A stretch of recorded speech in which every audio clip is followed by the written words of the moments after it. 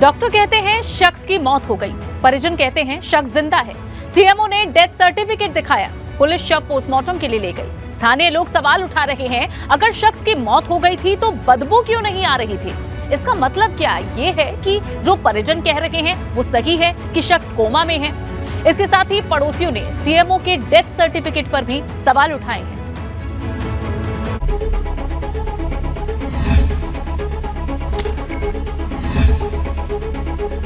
अपनों के बीच dead body, मौत मानने को तैयार नोबडी।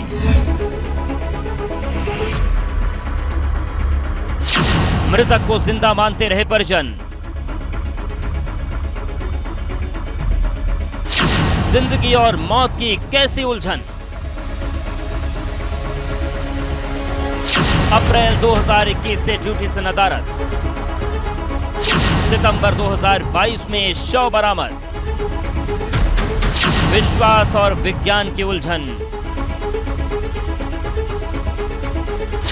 क्यों और कहां उलझे रहे परिजन? कानपुर का ये घर गौर से देखिए। कहा है कि रावतपुर थाना क्षेत्र के कृष्णापुरी इलाके में विमलेश का परिवार रहता है। विमलेश गुजरात में आईटी विभाग में कर्मचारी था, लेकिन कोरोना काल में वो अपने घर आया हुआ था और उसी वक्त 19 अप्रैल 2021 को उसको मोती हॉस्पिटल में भर्ती कराया गया था, जो कि बिराना रोड पे पड़ता है। लेकिन 22 अप्रैल को कार्डियक अरेस्ट के चलते उसकी मौत हो जाती है। अंतिम संस्कार की तैयारियां की गई परिजनों ने, लेकिन उसी वक्त किसी को यह एहसास हुआ कि विमलेश की धड़कन चल रही है। उसकी नब्ज जब देखी गई, उसके बाद से ही लगातार 1.5 साल बीत जाने के बावजूद घर वाले ये मानते रहे, परिजन ये मानते रहे कि विमलेश जीवित है। और जो पड़ोसियों से हमारी बात हुई वो भी ये मानते रहे कि परिजन उनको बताते रहे कि विमलेश जीवित है, लेकिन उसकी तबीयत खराब है। 2021 से ड्यूटी से गैर हाजिर रहने वाले गुजरात के आयकर अधिकारी विमलेश दीक्षित की तलाश हो रही थी। आयकर विभाग के अधिकारियों ने उनसे कई बार संपर्क करने की कोशिश की थी, लेकिन संपर्क नहीं हो पाया था।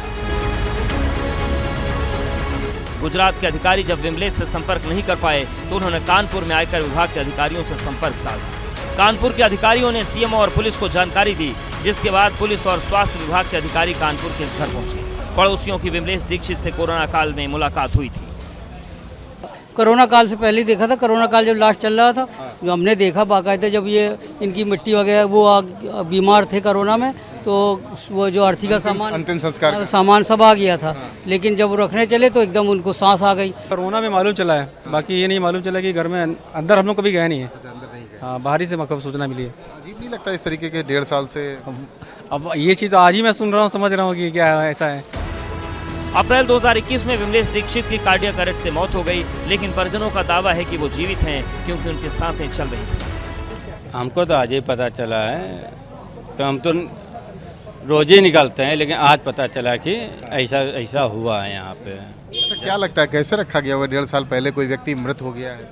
ये झूठ बात है।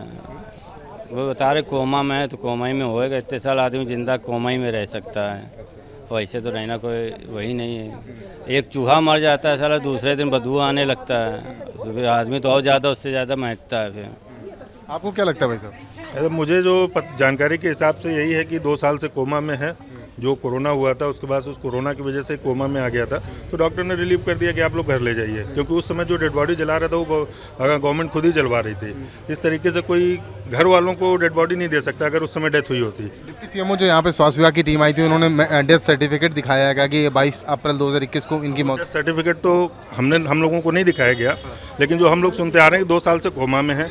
बाकायदा ऑक्सीजन सिलेंडर उनका लगा हुआ था, सब कुछ था। हम लोगों ने देखा नहीं कभी अंदर जाके, बट जो सुनने में आ रहा था कि 2 साल से कोमा में है। अच्छा, वैसे आप लोग चर्चा कर रहे हैं लगातार, किस तरीके से, मान लीजिए कि 1.5 साल पहले मौत हो गई, तो किस तरीके से रखा गया होगा? ये सबसे पहली बात तो ये है कि जो डिप्टी सीएमओ का आपने लेटर भी बताया, वो लेटर मैंने अपनी आंखों से देखा। अगर किसी भी हॉस्पिटल का डेथ सर्टिफिकेट लेटर जारी होता है तो उसमें बाकायदा डॉक्टर के साइन, नाम और उसका स्टैम्प जरूरी होता है, लेकिन उस लेटर में ऐसा कुछ भी नहीं था। तो बताइए क्या ऐसा हो सकता है? इतने बड़े केस में ये चीज़ संभव है? क्या हुआ हो गया होगा? मेरे हिसाब से तो देखिए, वो जैसा कोमा में बताया गया वो कोमा में ही बॉडी रही होगी। अब कोमा में चूंकि बॉडी हरकत कोई करती नहीं है, ये आप भी जानते हैं, तो अब घर वाले जब तक मैनेज कर सकते हैं मैनेज कर रहे हैं।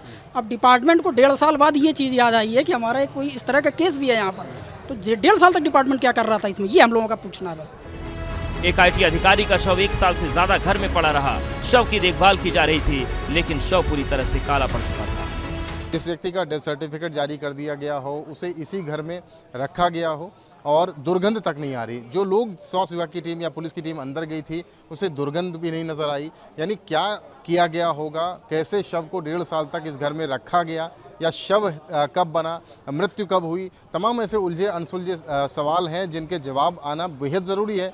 और शायद इसीलिए ये मामला काफ़ी ज़्यादा पेचीदा नज़र आता है, क्योंकि परिजन ये मानने को तैयार नहीं थे कि विमलेश की मौत हो चुकी है।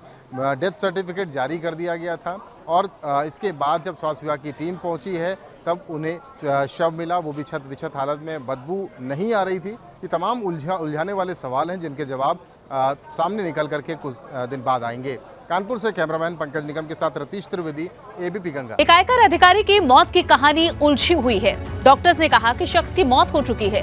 डेथ सर्टिफिकेट जारी कर दिया गया। कोविड के दौरान मौत होने का दावा किया गया था, लेकिन कोरोना की मौत पर पूरी प्रिकॉशन के साथ मरीजों का पोस्टमार्टम और दाह संस्कार कराने वाले प्रशासन ने ऐसा यहां कुछ भी नहीं किया था। जाहिर है इस पूरी कहानी में कई होल हैं।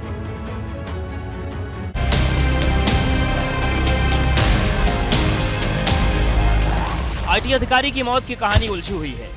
सवालों के घेरे में मौत तो है ही, लेकिन इस बीच सबसे बड़ा सवाल यह है कि आखिर ऐसा क्या था कि परिजन एक शव को जिंदा मानते रहे।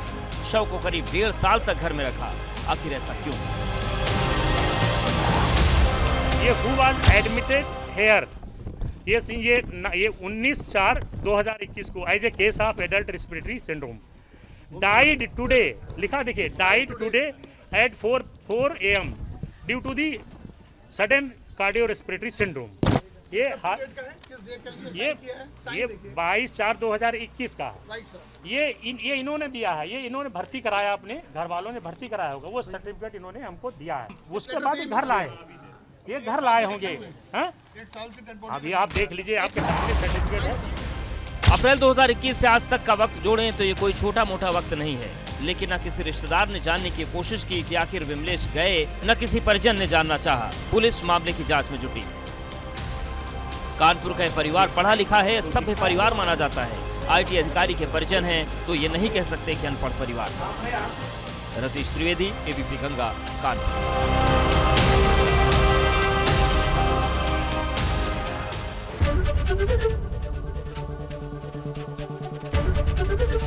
एबीपी गंगा, खबर आपकी, जुबान आपकी।